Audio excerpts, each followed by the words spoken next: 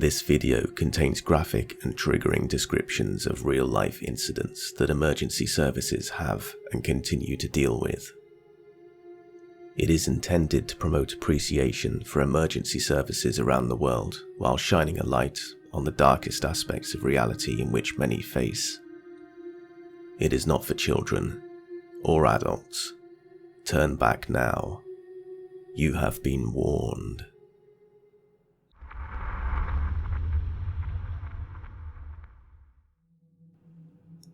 I work as a firefighter/EMT in California's Central Valley. We get the gamut as far as fucked up things go, but one call stands out for me. 17-year-old drunk kid was driving a little pickup with 3 teenagers standing in the bed. He blows a stop sign of a residential intersection and T-bones an SUV, launching the 3 kids. The SUV was redirected into a separate kid on a bicycle who was walking his dog. It didn't stop until plowing through the living room of a house across the street. One of the kids was critical, having slammed into the curb head first. His buddy, 11 years old and 280 pounds, was scalped but conscious. And a third kid landed on the grass and was in shock but otherwise fine. The kid on the bike was sitting on the opposite curb with a broken arm, and sadly the dog was DOA. I was first on scene, and by then all the neighbours were surrounding the scene screaming. It looked like that sniper scene in Black Hawk Down. I made my way to the only kid not screaming and realised he was a code dead. The medic and I start working on him and fortunately got pulses back before putting him on the helicopter. We couldn't get 2 kids on the same bird because of his weight.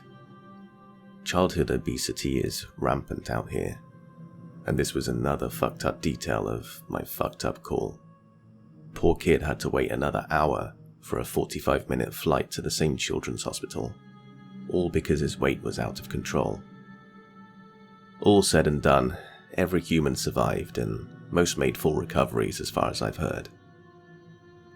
On a side note, when the families of the victims heard about the incident, they went hauling down to the scene and collided with each other, injuring someone's grandmother.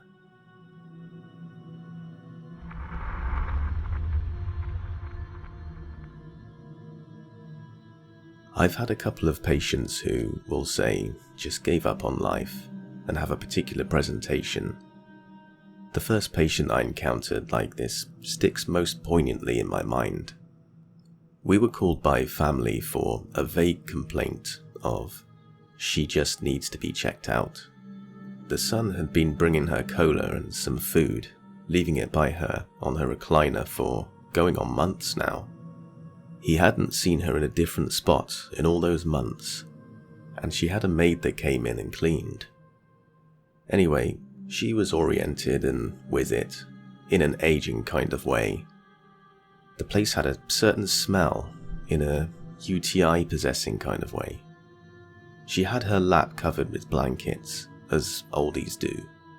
After a long conversation with her refusing most assessments, we determined she's basically committing suicide by refusing to move or take care of herself.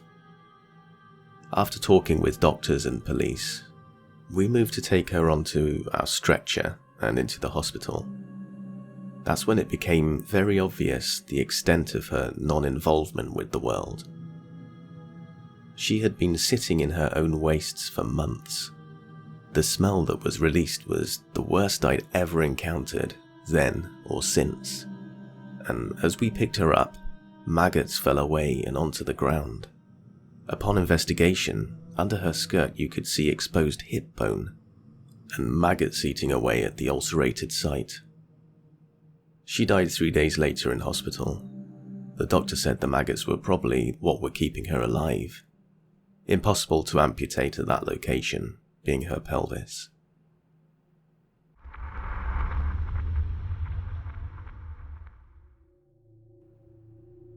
I'm not a paramedic, but when I was in my late teens, I worked next door to a towing company whose tow yard was right across the street. One blistering hot summer day in South Florida, they tow a Mercedes that did not used to be a convertible, but now it is. This is back before 95 had concrete barriers separating north and southbound lanes. Apparently, the woman in the Mercedes had been talking on her spiffy new car phone when a van coming from the opposite direction went careering off the road through the median, which, if anyone remembers, was quite wide and dipped down in the centre. Then, leaving the median, launches into the air and headlong into this lady coming the other way. The airborne van tore off the top of the Mercedes, decapitating the lady in the process. So we had to go and have a look at the aftermath.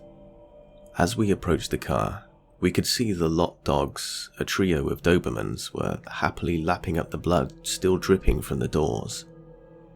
Ignoring that, we had to look inside. The floor was soaked in blood. The back seat was splattered with blood as well. But the two things that stick with me to this day are, 1, the goblets of brain all over the seat, including clinging to the vertical back, with flies crawling all around them, and 2, the smell.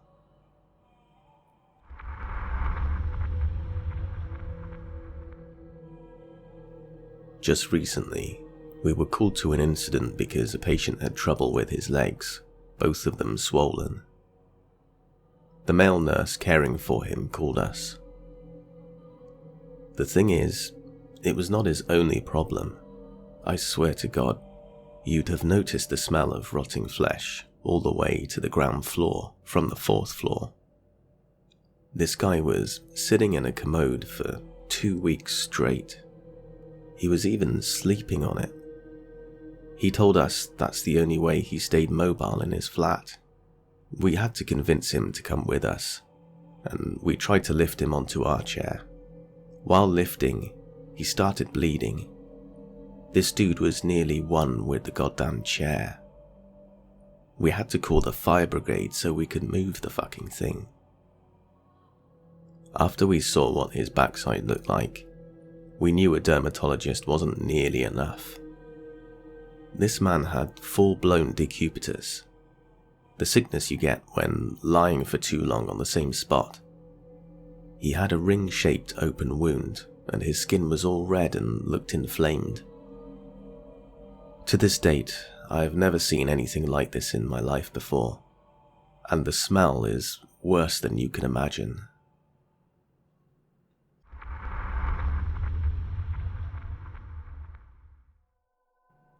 I worked with a veteran firefighter who described some of the worst fires he'd been to. One was an apartment block, very poor neighborhood with government-subsidized housing and a high crime rate. Sometimes people set fire to places just to have the firefighters come out and then shoot at them. They'd been called to this area before, and so they had to wait until the cops had cleared the area. By the time they gave the all clear, most of one unit was completely gone. They put out what they could and scouted for survivors. In another unit, they found the body of a young girl who couldn't have been more than 4.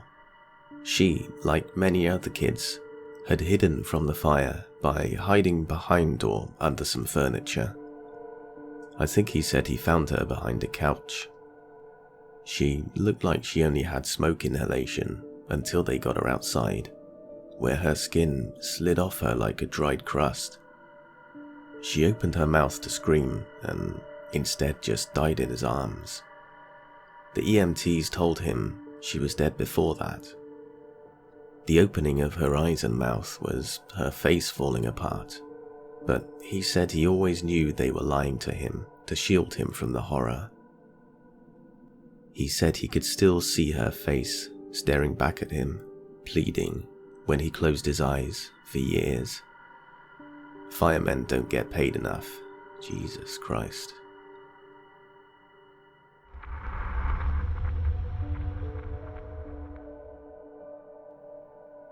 One of the most fucked up things I responded to was a multi-patient shooting This piece of shit got jealous about his girlfriend going out, so he waited until they got back to the apartment. A verbal argument turned into him grabbing his rifle and shooting the neighbor who the girlfriend was hanging out with, his girlfriend who tried to run away, and then himself. I got on the scene and this couple showed up saying they have one of the children, and we put them in the truck after a quick evaluation. We go to see if there's anyone visible and realize that this piece of human garbage not only shot his girlfriend, but he shot her in the back while she tried to run away with their son. The bullet killed them both. We go back to the original couple with the little girl, and she had a small laceration on her forearm, which we wrap up. And while we're doing it, she keeps asking, "Where's my mummy? Where's my mummy?" I just tell her that she's safe now, that she's not going to be hurt, she's okay. I made her a balloon rabbit out of a glove and got a smile. We transport, get to the hospital, put her in her room, and my partner gives the report. I go into the bathroom, sit down, and just cry.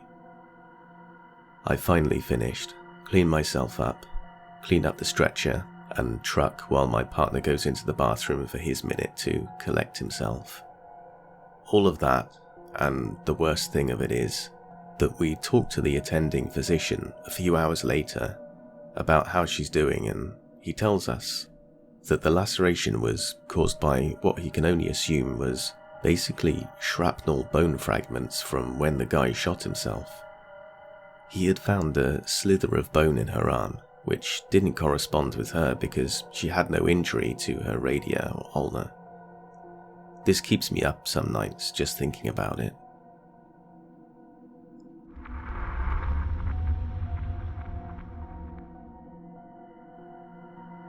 Well, this isn't the goriest or weirdest thing I've witnessed, but it definitely qualifies as fucked up. I've been working for a large urban fire department in the southern US for the last 23 years. Around 2004, we ran a call to a rundown pay-by-week motel in the city.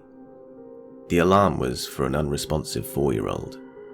My engine company arrived on scene first and discovered the child very dead. She had been dead for a day or two. Classic child abuse signs straight out of the paramedic book. Law enforcement arrives and we have to give statements as to what we found at the scene upon arrival.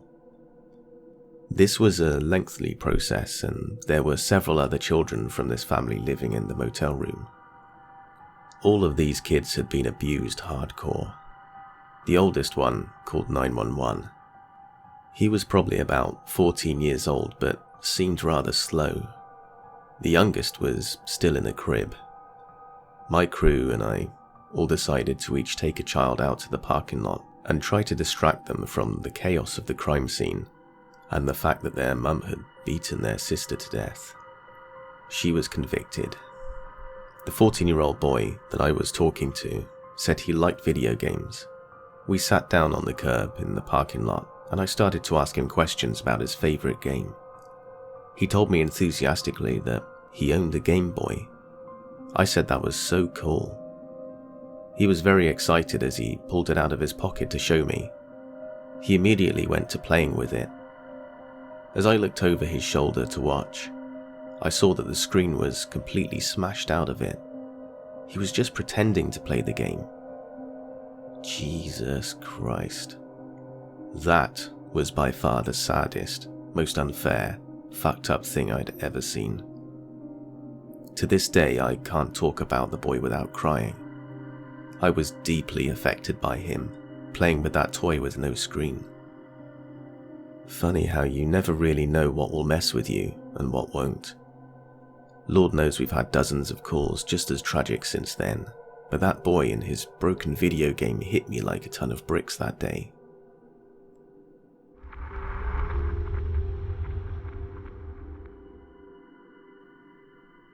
We had been dispatched to a stabbing, and it was standard procedure to wait until law enforcement had secured the scene.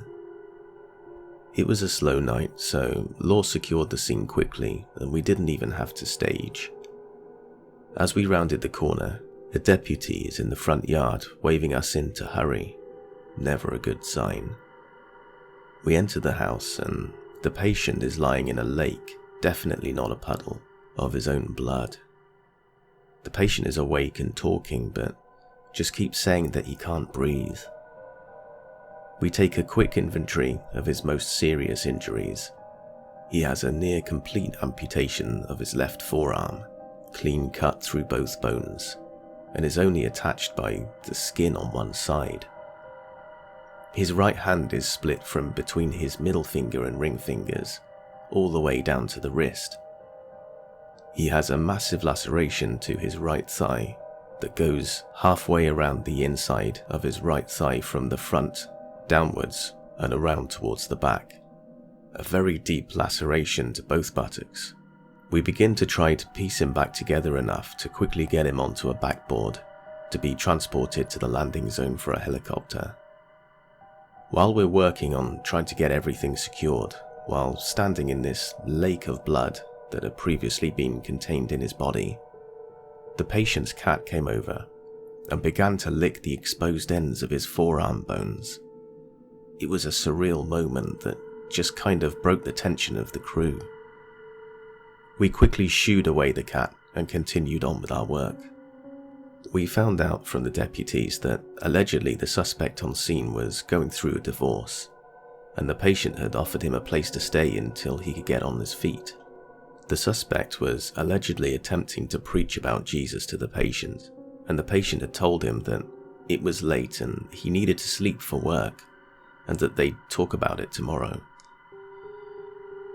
The suspect allegedly believed that because the patient did not want to listen or learn about Jesus, that he must have the devil in him. The suspect allegedly was going to get the devil out, or vanquish the devil. The suspect allegedly went and got his samurai sword and began to attack the patient with it. Despite aggressive life support measures, the patient succumbed to his injuries. He had lost too much blood. I don't know what the outcome of the case was.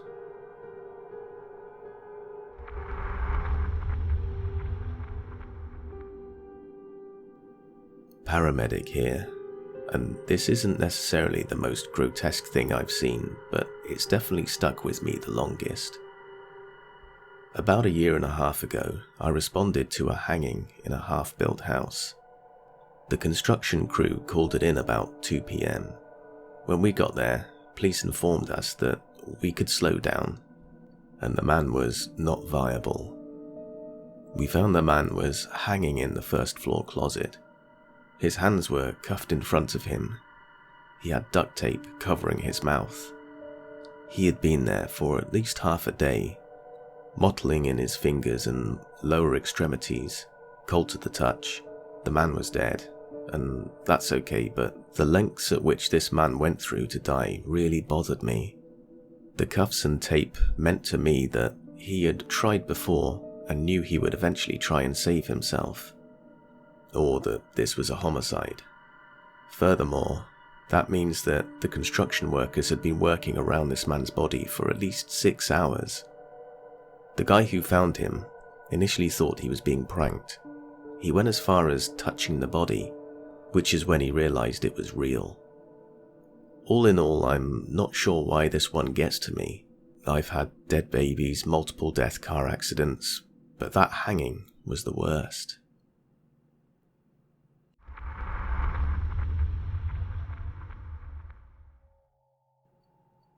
I'll start with my 3rd day on the job.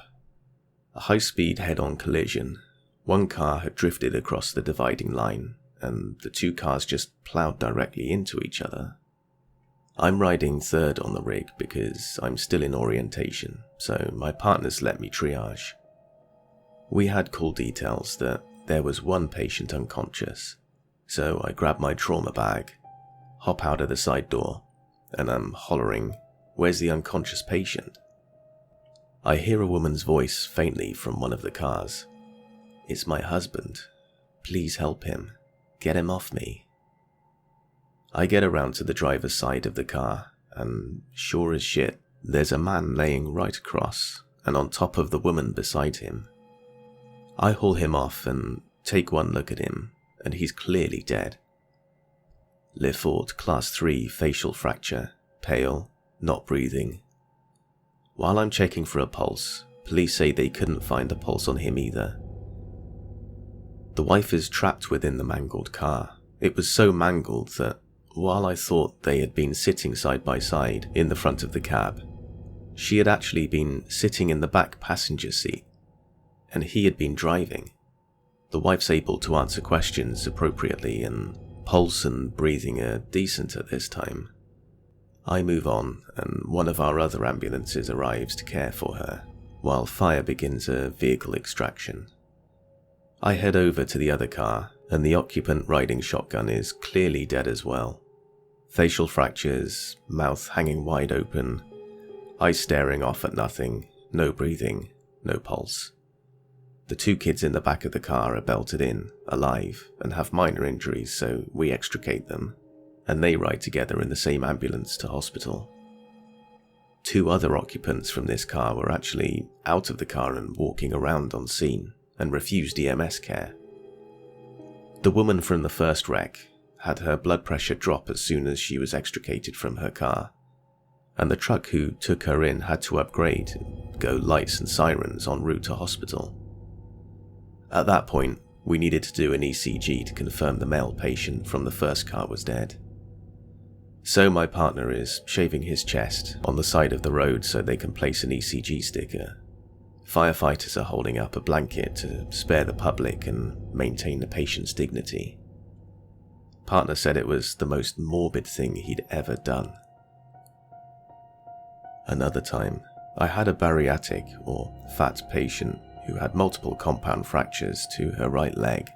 She had been riding shotgun in a minivan and the driver fell asleep at the wheel, drifted off the road and rear-ended a semi-trailer which had pulled over on the other side of the road, hauling steel.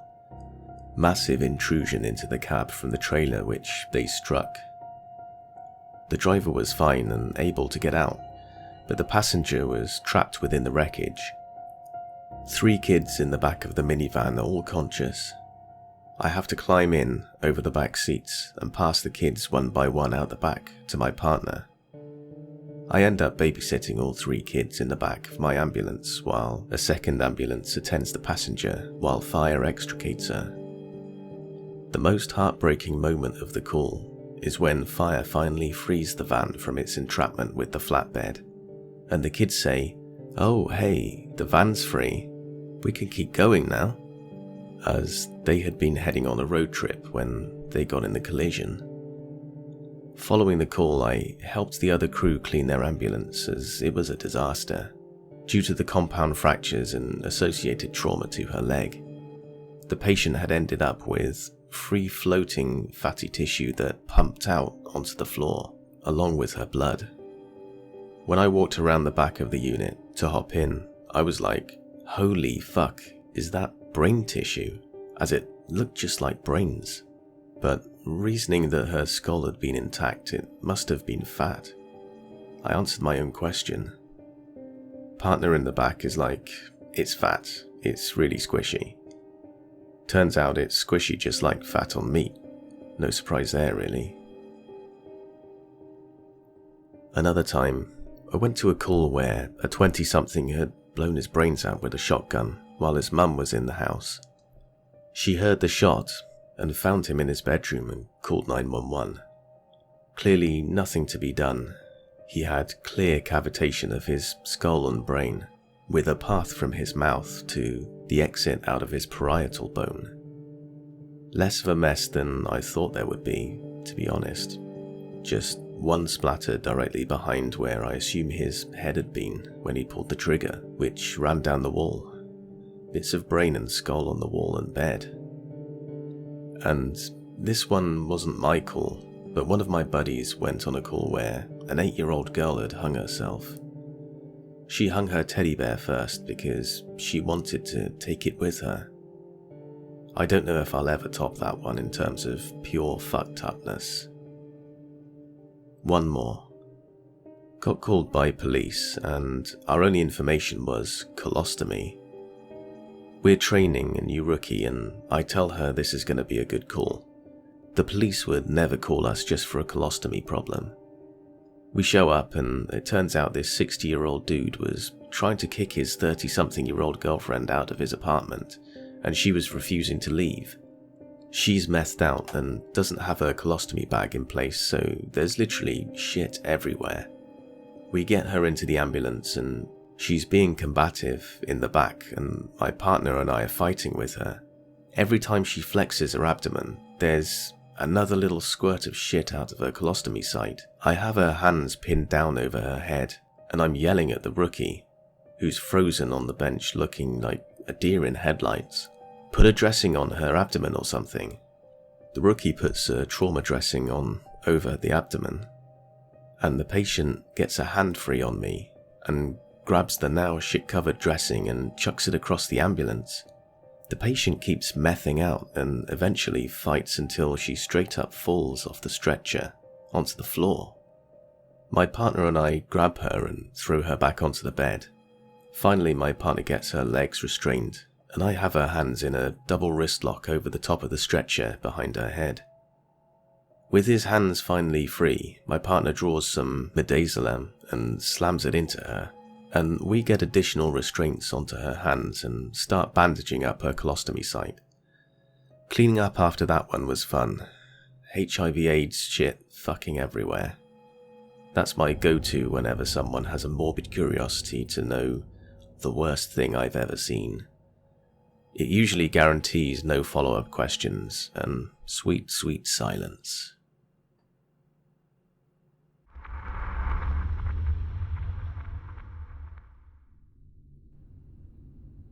I've been in the field for 12 years as an EMT and paramedic. I've had tons of sad, shitty calls, but two stand out in my mind as ones that were just unbelievable if you weren't there. I once ran a call for a dog bite. The victim had a dog and her son came home with another dog. They hadn't yet been introduced and thus far had been kept separated. Well, things happened and her dog escaped into the yard where the other one was. Fighting ensued and the victim got into the middle of it because hers was losing and being ripped to shreds. Understandably, she tried to save her dog. She suffered bites to various extremities, mostly isolated punctures and a couple more serious lacks. Nothing critical. Well, while we're talking to the patient, her son comes running up to the driveway, freaking out at the ambulance being there. She tells him what happened. Now, this guy was probably 20 and a total thug-looking punk ass. He runs up already hot. He gets a brief history from the patient and then makes a beeline for the yard side gate. The next thing I see is him grabbing the dog by the side of the neck and holding the collar. He throws the dog full force into the house. The dog lets out a scream and starts crying. The guy isn't done though, and keeps throwing the dog between a house and the pickup truck. Everyone was trying to stop him to no avail. He whips out a knife and was then tackled by the fire department and held down. We left to go to the hospital amongst the melee. Met up with the fire department later, who said when the animal control got there and took the dog, he wasn't moving, probably dead. I saw the guy at hospital later on visiting his mum. That call messed with me for days. I could hear the dog screaming in my head and I knew the guy suffered no consequences. Second one was Mummy Lady. Got a call for a welfare check, meaning someone requested to have someone else checked up on to make sure they were still alive. We get on scene and find a house in utter filth. Cigarette burns all over the carpet, trash and filth everywhere. I see a tiny person curled up on the floor, like a dried up raisin of a person. I'm thinking it's a dead body. There's a ring around her and she's stuck to the carpet in places. As we get closer, we realize the person is talking, not dead. She was weak and didn't know how long she was on the floor for. So we started assessing, and I noticed her legs were incredibly infected and slouching skin. My brand new EMT in training asks me how to try and contain the hazard for transport. So I have her grab some roller gauze to wrap them up. She says, "Should I take the slippers off?" I said sure. She tries, but they're crusted and stuck on. She starts trying to slowly uncrust them. At this point, I thought I saw a maggot, but right then, the slipper lifts a little and out bursts a large clot of wriggling, wet maggots. Her feet and slippers were absolutely covered. She had been laying on the floor for God knows how long, literally melting and being eaten away. The best part? The husband was on scene and states that she always refuses hospitals and doctors because then she can't smoke. He's obviously mentally ill and would not stop telling us about the gospel and telling us about God and Satan and demons. He had no idea his wife was almost dead and had no idea how long she'd been laying there.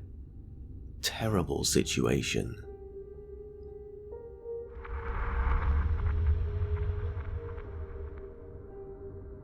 I'm not EMT, but I have first responder training in a forestry industry setting. In a job I was supervising, I get a short radio call for distress by a lumberjack. So I head out to the scene and arrive before anyone else. The dude was conscious, forehead on the steering wheel, and with entrails all in his arms and some on his feet. Not able to move the guy by myself, I reclined the seat to tilt him back and did a quick inspection. Thankfully, his chainsaw only cut the skin and muscle of his stomach, and no entrails were damaged. Then, with latex gloves from an FA kit, I carefully put all his insides back inside and used a water bottle to clean the dirt off his guts that were on the floor. Just one little length of grey-purple intestine, thankfully. Then I used a clean gauze, a clean plastic shopping bag, and duct tape to keep his insides inside as the heli evac came to get him out.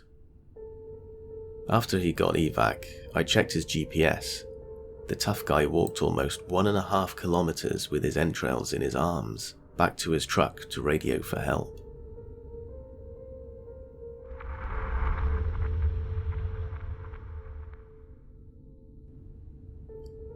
My dad used to be a volunteer firefighter when he was younger. He told me about a time where a drunk guy was driving and he let his daughter stand in the front seat. He sideswiped an old man who had his arm out of his window. The old man lost his arm and he died on his way to the hospital. And when the drunk guy crashed, the engine came through the front of the car and the little girl fell in the floorboard and got squished under the engine. When they finally got her out, they cut her clothes off as they were putting her into the ambulance, and they found that her father hid weed in her panties. She died and her father didn't have a scratch.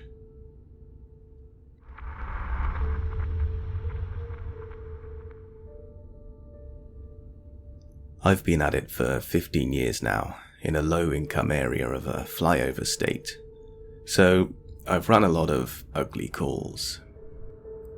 One that comes to mind, single car MVA, rollover, one patient, around 1 AM in a residential area. This guy rolled his S10 Blazer while speeding down a side street. His head came out of the sunroof, Blazer upside down, and ground his head into the pavement, leaving a red and purple trail of blood and brain matter for about 30 yards. It sucks, and this was particularly gruesome, but I've seen gross before. At this point, we're just waiting for the coroner and PD to document. I take that time to cone off and close the block. It was at this time that a man approaches me with 2 kids, under 12 in tow, asks all of the common questions, and I try to answer as politely as possible without giving any real information. He decides he needs to go and see for himself with his kids. I tell him absolutely not, and it was a closed emergency scene. He gives me the "you're not a cop, I do what I want" spiel. They walk down the side street away from the scene, so I feel like I've won. A few minutes later, I see where they went. Down the alley and out from between the houses, right up to the mess. PD sees them and immediately runs them off. He ends up walking back my way, 2 crying kids at his side. He doesn't look my way, but I run back to the rig and grab a couple of teddy bears. I know it probably didn't help, but it's all I could do to try and make their night not so traumatic. I wanted to tell them that I'm sorry their dad is an asshole.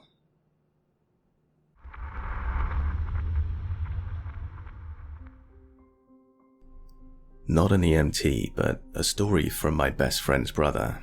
He had been a firefighter/EMT for a year or so at the time that this had happened.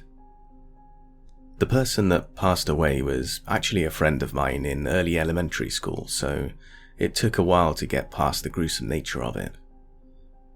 Apparently, my friend that passed away was in the back seat of a lowered truck with no seatbelt on. The windows were open, and he was leaning forward on the front bench seat to the driver and passenger, who both had their seatbelts on. They picked up my friend and were driving to the back of the neighborhood for a party. This was a giant neighborhood. Supposedly, they were trying to get there by a certain time, or racing someone else to get there first. They come to this bit of road that's a full right turn, and then a full left turn, maybe 10 feet past the right turn. There's a house directly in front of where the right turn is, and the left turn goes down the side of that house's yard. They take the right turn way too fast and go over the ditch and into the yard of that house. As it went over the ditch, my friend was thrown out of the window into the yard. The truck continued to flip another 2 times, ultimately rolling over my friend in the yard before it came to a stop. If it wasn't bad enough, the yard wasn't even grass, but instead a ton of sharp rocks. I never understood why. Aesthetic, I guess. So this all happened in the neighborhood my friend lived on, so his brother goes to the scene and recognized it was our friend. He said that his face was nearly unrecognizable, and that there was brain matter that came out of his eyes and the back of his head. I remember hearing about it and being in complete disbelief. It made me realize how mortal we really are. I was maybe 16 at the time. I still think about it all the time.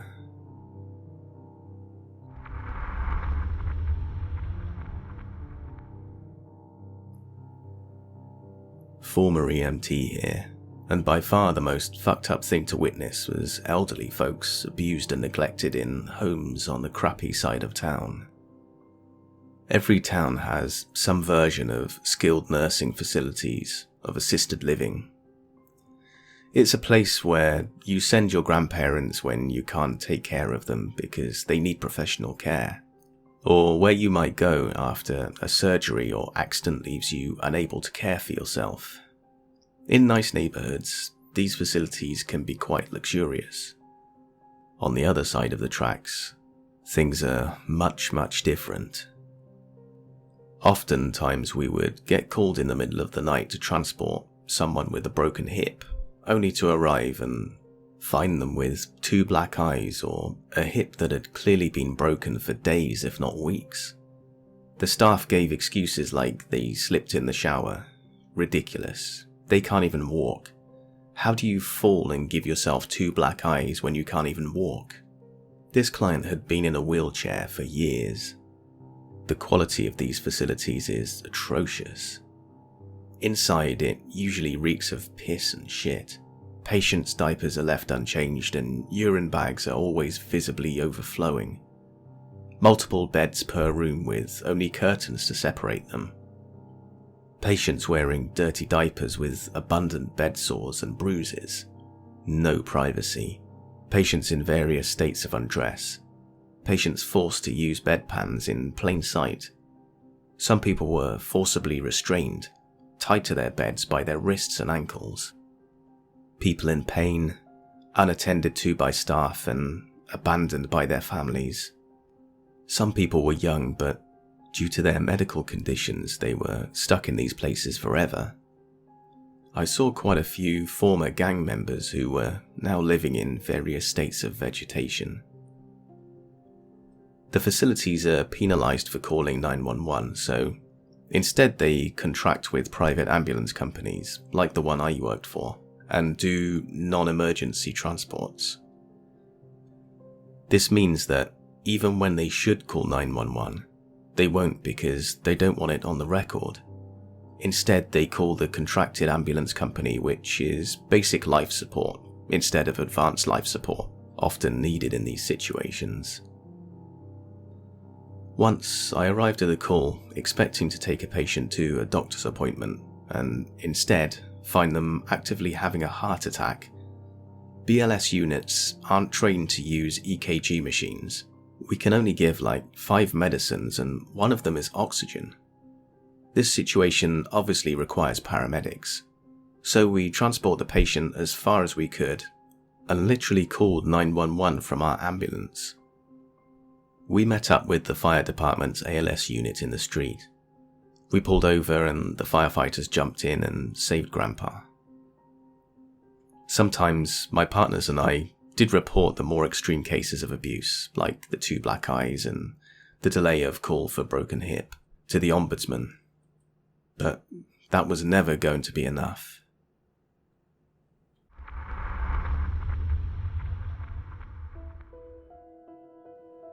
I've blocked out most of the bad shit that I've seen. Sometimes it wakes me up, but we don't talk about that. Yay, PTSD.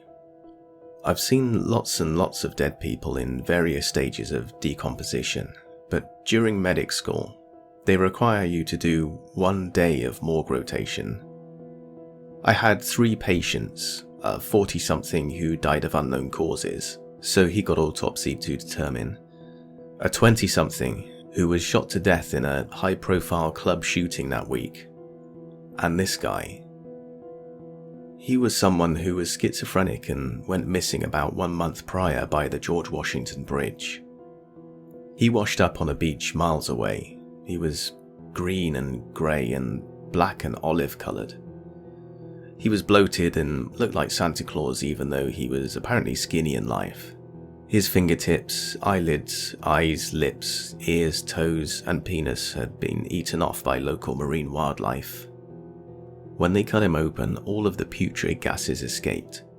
I'll never forget that smell, but the kicker was this. Normally they cut your skin on your skull in a C pattern and fold back the skin on your head.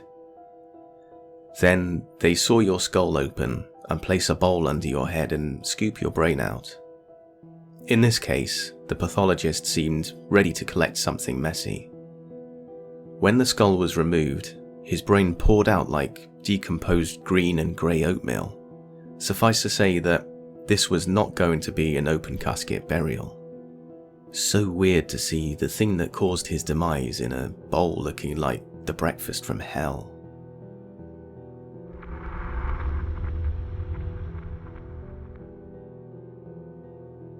My brother's a paramedic, and in the city he works, in northern Chicago, he requires an officer to go with them when they arrive on scene due to some of the violence. They were called by the police to come help a naked, distressed male covered in blood and was wandering around the street yelling at cars and carrying a knife. When they arrived, they were met with the officer who said the guy was dragging 2 naked children down the road before he tried to throw them into traffic. The kids were not hurt and the man ran down the road to yell at cars. The officer called for more backup to confront the man, and my brother called the fire chief to get more people to help handle the kids and to stand by if any of the officers got injured by the man. In about 10 minutes, there were 5 officers, my brother, his partner, the fire chief, and 2 more paramedics, so 10 men in total. The police coaxed the man to get near the ambulance so they can assess if he was injured and required medical attention. The man was put on a gurney and was taken to my brother's ambulance to be assessed. In the ambulance, my brother, his partner, and the initial officer all sat in the back to check out the man. In the instant my brother closed the door, the man decided to be belligerent. He punched my brother in the nose and lunged for the officer's gun. The partner and my brother hit their panic buttons on their radios that give off an alert to any units in the area to respond. The officer gets a handcuff around the guy's hand but can't attach it to anything because the guy has superhuman strength due to being methed out of his mind. The back doors to the ambulance open, and there are another 4 officers, the fire chief and the other 2 paramedics, and all 7 guys dive on the methed guy and attempt to restrain him. The fire chief got hit with the wild handcuff in the teeth, and all 10 of them could barely keep the guy down. My brother said 2 officers decided to taser the man, and they finally got him restrained to the gurney. He was given a sedative, and 2 officers had to ride in the back of the ambulance with their tasers out to make sure he did not try anything again.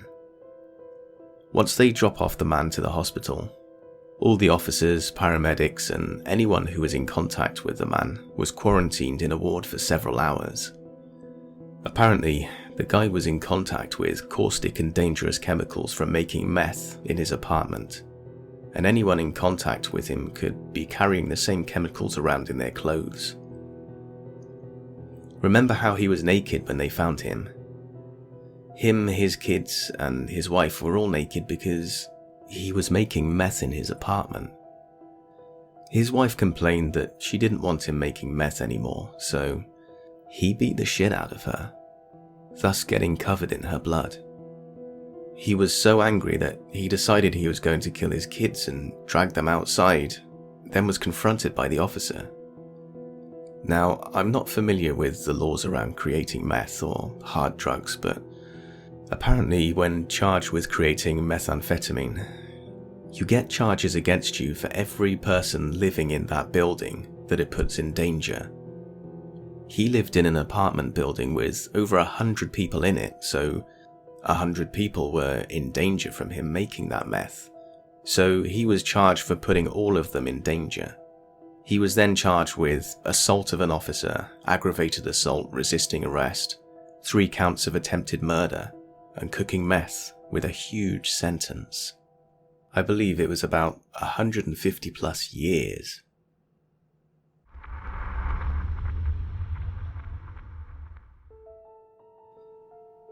My roommate and I were first to the station for a rollover accident on the highway. We would normally be the last one, so we knew we were on our own. Dispatch told us CPR was in progress on a child. I told my roommate I had the CPR and he had the other patients. As luck would have it, all our petty gear had been on a different rig that was out of service. I took over the CPR from the cop on scene. None of the adult gear would work on the little girl, so I did mouth to mouth for the first and only time. Blood was filling her airway.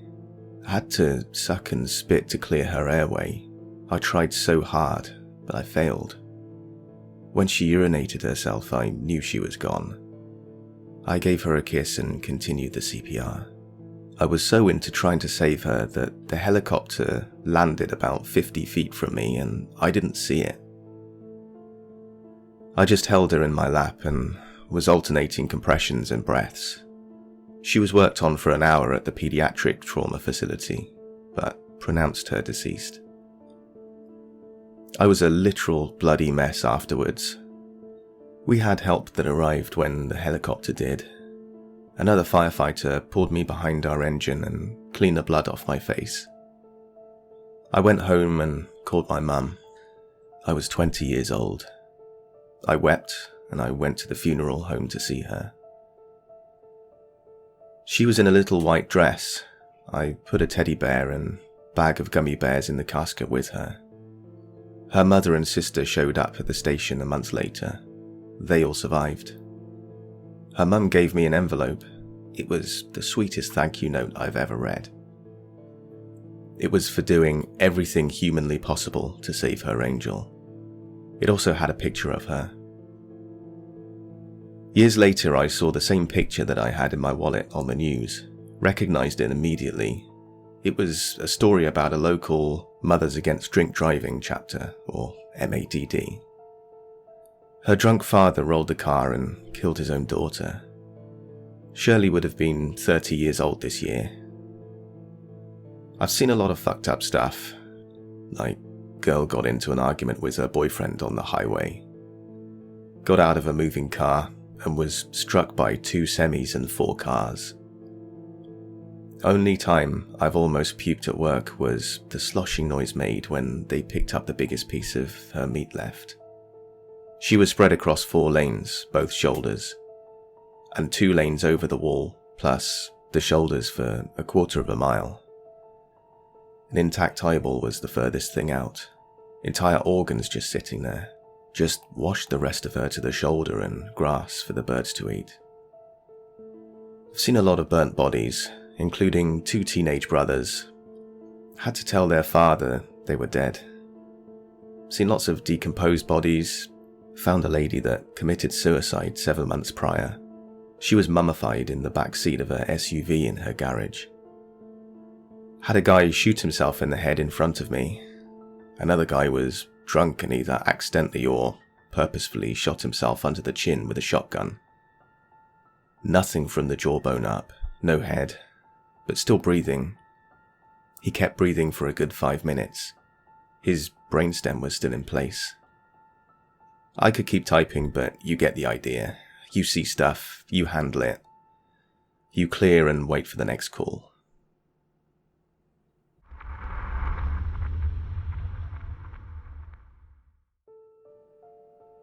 I saw what can happen if you ride a bike without full face protection. Usually, bike cases have a few bruises, broken wrists or legs, nothing too major. Not this time. I arrived at the scene, got out of the car, saw a lot of blood on the floor, thought to myself, this one won't be so pretty. The bike was a wreck on a street lamp, but we initially couldn't find the patient.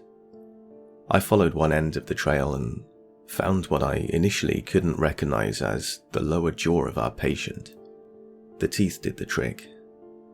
The patient had wandered off in a daze and collapsed around the corner. My crewmate found him. We could basically do nothing to stop the bleeding aside from putting as much dressing material on top of the wound as possible. Put the jaw into a cooler bag and wait for the emergency doctor to arrive. That's what I hate about the paramedic system in my country. Legally, you can't do shit with any kind of drugs. While we also need a doctor's approval in 2 severe trauma cases. Yes, the doctor usually arrives within minutes after us, but sometimes there aren't enough of them when shit really hits the fan. And what really got me this time wasn't the looks. We were prepared for that from day 1 in training. It was the smell. Smelt like death for some reason. I couldn't stand smelling dead people anymore after that. Pretty much why I stopped being a paramedic.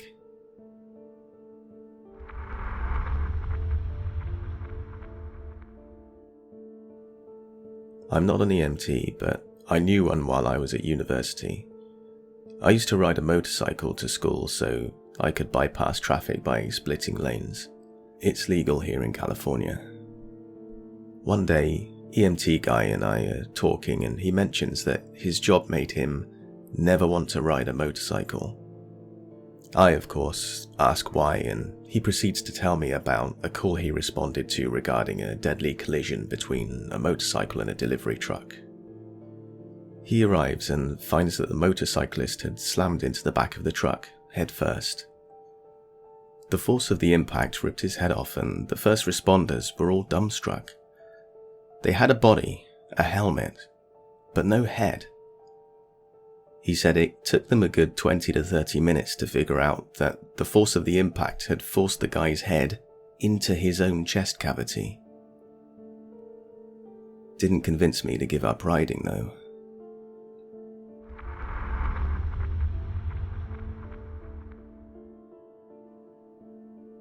former EMT here. This isn't actually the goriest thing I ever saw, as much as it was just sad and unexpected. I had moved into the endoscopy unit at the hospital, and we got an add-on case from the ED.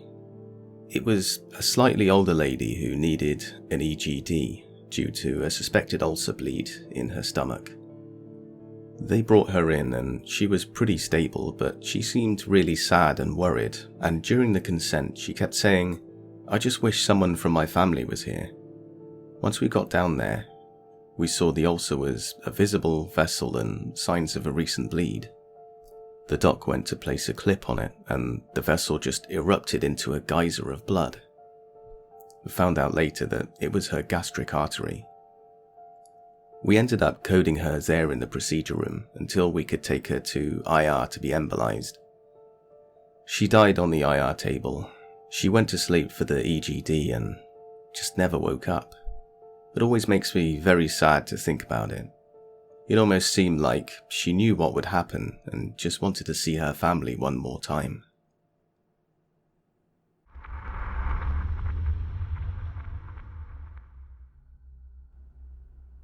I had to put my hands alongside the fire medics to form a shovel so that we could push a young woman's partially eviscerated intestines back into the side of her abdomen while lifting her up to get the backboard underneath her. I also had to retrieve her right leg, throw it in a red trash bag and buckle it up shotgun while we transported our patient with fire medics riding along in the back. This was my first week and last training shift with my FTO. She was struck by a vehicle during a hit and run while partially hanging out of her own vehicle. Witnesses saw her and her boyfriend getting into a loud fight at a bar after some day drinking, and he started to storm off, getting into his car to leave. She came out behind him and tried to get into the vehicle while it was rolling. She got halfway in when the car got T-boned by a van, and fucking both vehicles fled the scene. The girl got her pelvis crushed, leg ripped off, along with some of her abdominal wall, and the rest of her flung across the intersection onto a lawn about 50 feet from the accident. When we arrived, we had to move the downed stoplight out of the way to make a path for the gurney. Eventually, the van driver turned himself in. The police caught the boyfriend within a few hours.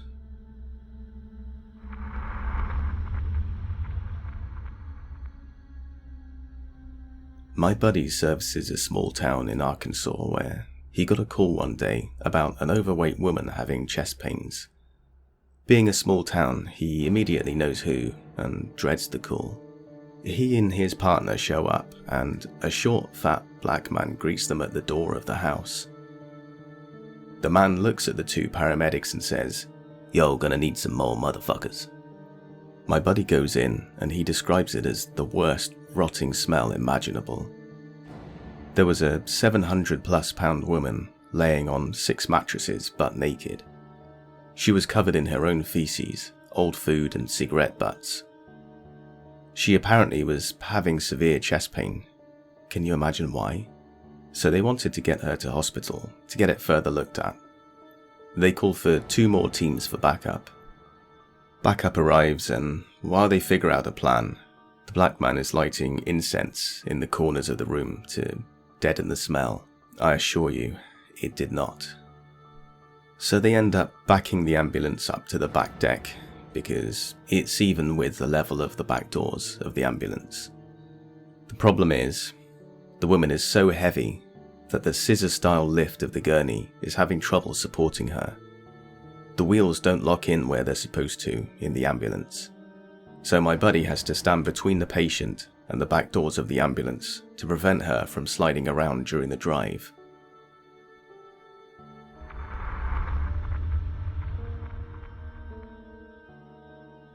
Critical care paramedic here. When I was in medic school, the crew I was riding along with was dispatched to a car down an embankment. Turns out it was a local person that had been missing for a few days. This was in the middle of July, and as we rolled up to the scene and got out of the ambulance, We could just smell something wasn't right. As we got closer to the car down the embankment, we saw the body. The missing persons report had his weight at around 170-ish pounds, and I have no doubt that the body was 230 plus from just pure bloating.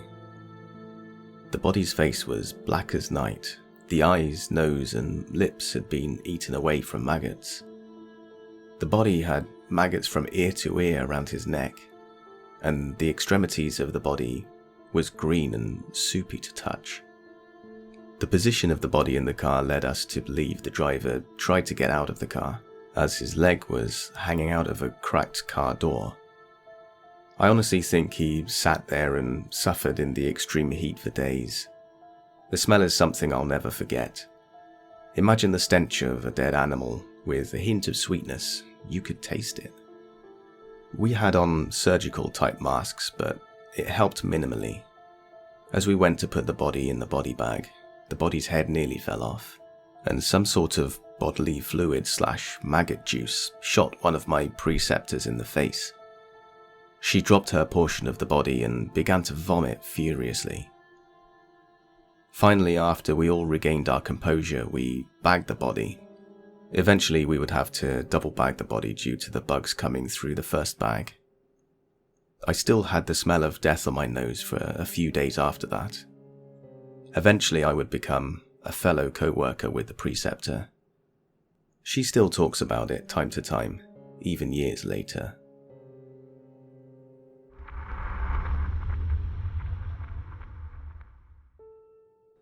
I'm a former firefighter / EMT. During my first year, we responded to a really bad auto wreck. This guy had been suspected of being under the influence, and cops had been in pursuit. After some time, he ended up wrecking into the back of a logging truck. We get called out, and the front of this guy's car is pretty fucked. The captain calls me over to the car, and the guy is already dead. We used tools to get the door open and cut the steering wheel out since it had the body pinned to the seat. His whole torso was crushed and was completely severed below the waist. I had to pull both the body and the lower part of his body into a body bag. It later turned out that he was having a diabetic shock episode.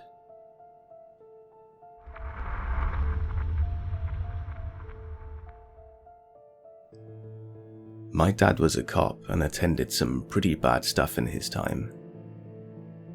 The story that always sticks out with me was of a rich guy and his girlfriend speeding down the motorway in his convertible. He was showing off and being flashy when they came across a truck. He decided to drive beneath the gap between the wheels, thinking he would fit. They almost did. Clean decapitation. Dad and a few other officers had to walk a good kilometer or so from the crash to find their heads.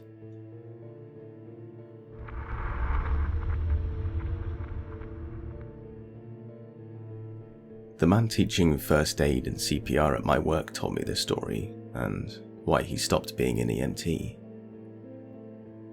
A 5-year-old with a bee allergy was stung at her brother's t-ball game. The mother dialed 911 while the father administered the EpiPen. The little girl, who was rapidly swelling and in a panic, knocked the EpiPen out of his hand just as he administered it, rendering it useless and her without a full dose of life-saving medicine. Although they got there very quickly, the little girl couldn't be revived. His takeaway was always carry 2 EpiPens for children and hold them down when you administer the shot. He said he'd never felt more useless on a scene.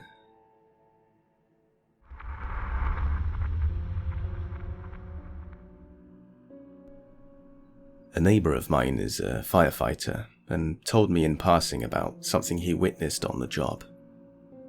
A chemical tanker needed to be cleaned to go from use with one chemical to another kind. Due to small turnaround times at the company, the manager told one of the guys to go in without appropriate breathing apparatus. The guy went in, and he must have realised that he was feeling lightheaded. He tried to get out of the tank via the ladder, but fell halfway up the ladder. He suffocated within a few minutes, overcome with the fumes from the chemicals in such a confined space. The others in the yard heard the guy's screams and went to help. 2 guys found the guy at the bottom of the ladder. The 2 believed that they could get in and out in time with the guy, but both got overwhelmed. From there, realizing they too would get stuck, they started yelling for help and for others to not come in. Other workers heard them and promptly called the emergency services. All 3 workers sadly died. In the end, they had to cut open the side of the tank to let all the fumes out and to get better access to everyone. My neighbour was on the first team sent in to get the bodies out. He never mentioned what the inside was like, but you can guess.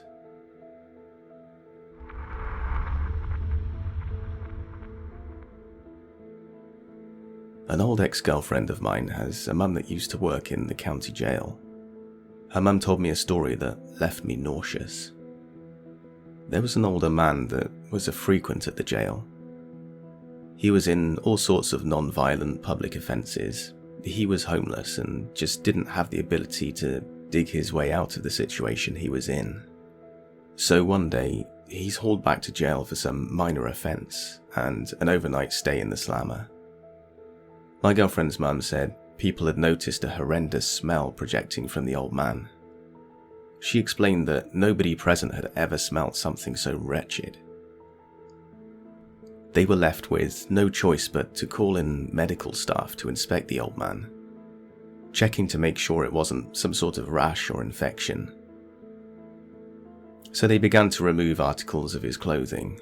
As they made their way down to his boots, the smell grew in its potency. They went to take off one of his boots, and when they did, his entire foot came off with it, along with a slop of green goop, pus and blood. One of his feet had succumbed to an explosive gangrene infection. It was bad enough to literally dissolve his entire foot from the bone. That story left quite an impact on me. Her mum was awesome and full of crazy stories, but that one was always the best.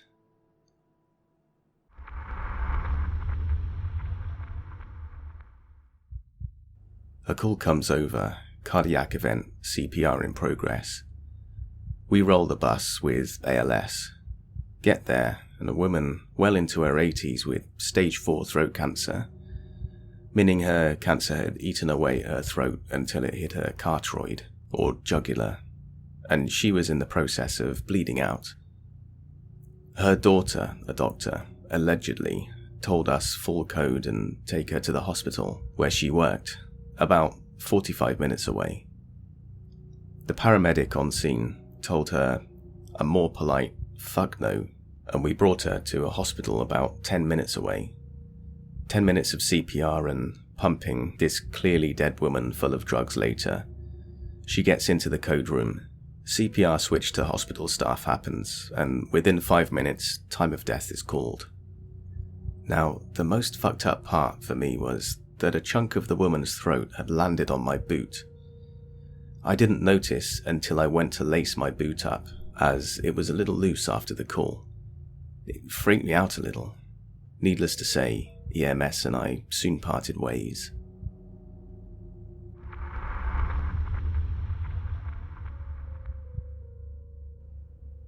I was on a ride-along with the police in my city as part of a university course. We got to pick the general time of day we went, and students from previous years recommended the night shift on a Friday or Saturday for guaranteed excitement. I chose Saturday night. Some background: patrol cops ride pairs in this city, except for sergeants. Sergeants ride alone. So I was riding with a sergeant. Also, sergeants are the only cops that carry tasers. We got called for a potential emotionally disturbed individual. Basically, a possibility a taser would be needed. We get to the scene to find 4 other patrol cars, so 8 cops, there trying to get close to this guy to restrain him. He was in a state of excited delirium, basically a drug-induced Hulk. Super strength, impervious to pain, rise in body temperature, plus, in his case, a heaping pile of hallucinations and delusions. It was March and about 10 degrees Celsius, and he had stripped down to his boxers. He had banged his head so hard and so many times that he broke the plexiglass on the nearby bus shelter. It took 6 of the cops, 1 on each arm and leg, plus 2 on the midsection, to hold him down, to get cuffs and shackles on him, then into the ambulance stretcher and fully restrained. The whole time he was yelling about a demon raping him, and saying the demon was staring at him. I ended up being driven to the hospital with one of the other cops, because my sergeant and her taser had to ride with the paramedics because they wouldn't take him otherwise. We get to the hospital, and before the doctor has a chance to assess him and chemically sedate him, he manages to break one of the restraints on the bed. The sergeant ended up pulling the taser for the first time then, and the doctor sedated him. Also saw a guy at the hospital ER who had overdosed, they think, on fentanyl, a form of fentanyl that is an elephant tranquilizer. He was the 5th that weekend at that hospital alone. This was the first time I had seen up close, and not on the news, the ravages drugs can do to a person. But this was pretty much daily life for the paramedics and the cops in that part of the city, to the point that they weren't even fazed by any of it. Same with the nurses in the ER I was talking to.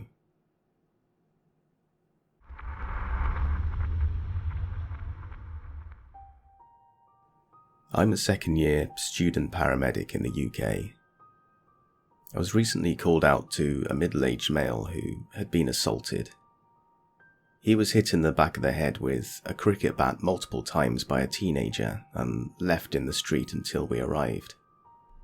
When we attended, it was already too late. The father of 2 bludgeoned to death over a dispute over a stolen bike, and a kid's life forever fucked. During my second placement of my first year on the road, I was called out to a Category 1 stabbing. Went in with my summative mentor with ALS, suction, the Zoll, BLS bag, and everything. A housemate showed us where the patient was. The dude was laying butt naked, prone on the bed. What looked like 30+ stab wounds throughout the back of the patient. What should have been cream walls and ceiling were practically painted red. Best idea was that one of the stab wounds hit the aorta that supplies the femoral arteries. Obviously a murder scene. We left the house immediately, called for immediate police attendance, and they arrested the housemate. The story was, the victim slept with the housemate's girlfriend. They were moving in together. The dude stabbed him to death in the morning. Not fully what I expected I'd be doing at 20 years old, but for the times that keep me awake at night, there are also many good ones.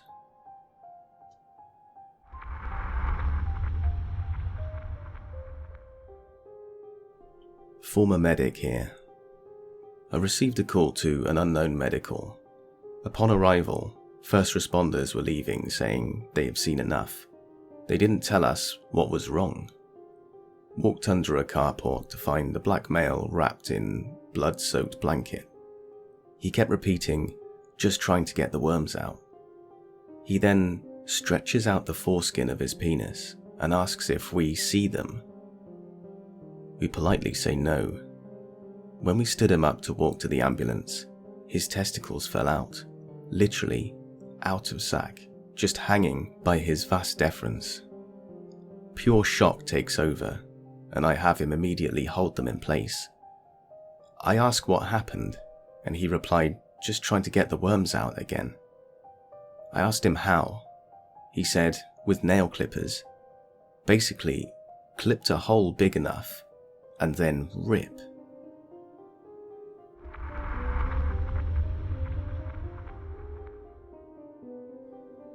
I'm a former EMT.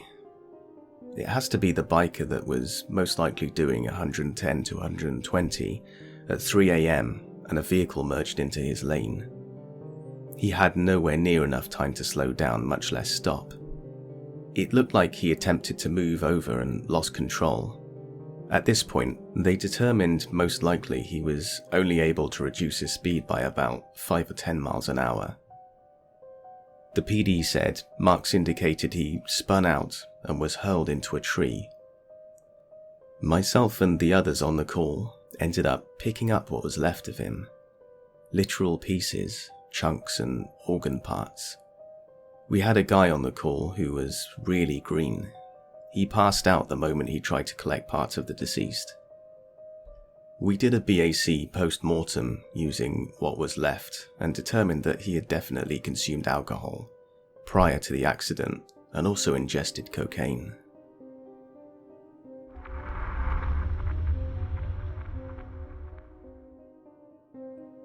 Not my story, but my dad's. When he was a teenager, some kids were racing down a long straight road when one car lost control. The car ends up turning sideways, then rolling at high speed right into a telephone pole. The car went roof first into the pole, and the impact was so severe that the hood and trunk of the car met on the opposite side of the pole. When the wrecker came, he realized he couldn't remove it from the pole and instead just cut the pole above and below the car and removed it that way. From what I understand, they made some effort to remove the parts of the teenagers that they could from the car, but didn't attempt to undo it from the pole. That car now sits on the roof of the towing company downtown and has for decades.